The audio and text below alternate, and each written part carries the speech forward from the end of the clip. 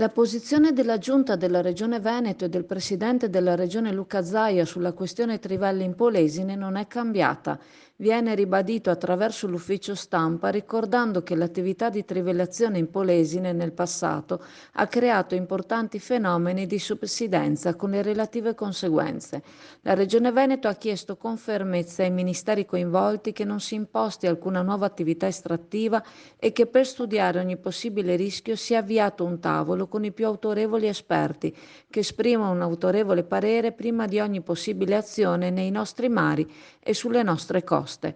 La posizione della Regione è quindi chiara ed è la stessa sostenuta nel passato, nessuno dietrofront come è stato erroneamente paventato dal membro del Partito Democratico Rodigino Angelo Zanellato. Su iniziativa dello stesso Zaia è stato richiesto ai ministeri un tavolo di confronto preliminare a ogni attività estrattiva. È stato aperto quindi il tavolo tecnico idrocarburi presso il MASE, Ministero dell'Ambiente e della Sicurezza Energetica, con il Ministero dell'Ambiente, l'ISPRA, la Regione Emilia-Romagna per valutare il rischio per l'ambiente e le attività economiche e sociali.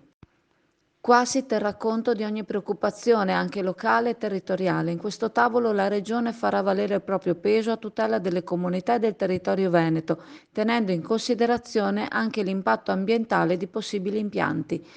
L'attività verrà condotta con il supporto degli enti di ricerca e delle università del Veneto. Sono già stati individuati 7 esperti a livello internazionale delle università di Padova e Venezia, dello IUAV, del CNR, oltre a un professore dell'Università di Firenze.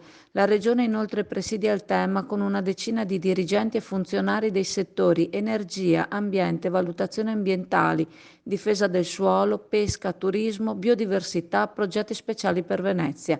La Giunta regionale auspica che a tutela del territorio siano la scienza e gli esperti a parlare e si lascino da parte ideologie e schieramenti politici per trovare invece la più ampia convergenza su una posizione di prudenza sulle attività estrattive. Sinergia sinora verificatosi tra amministrazione regionale, sindaci, comunità locali e anche recentemente da parte dei vescovi.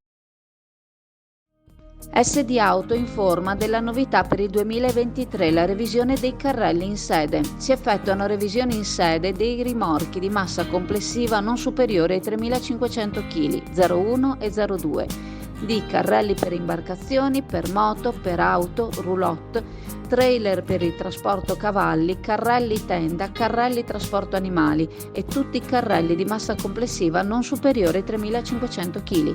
Potete contattare SD Auto per qualsiasi informazione o chiarimento.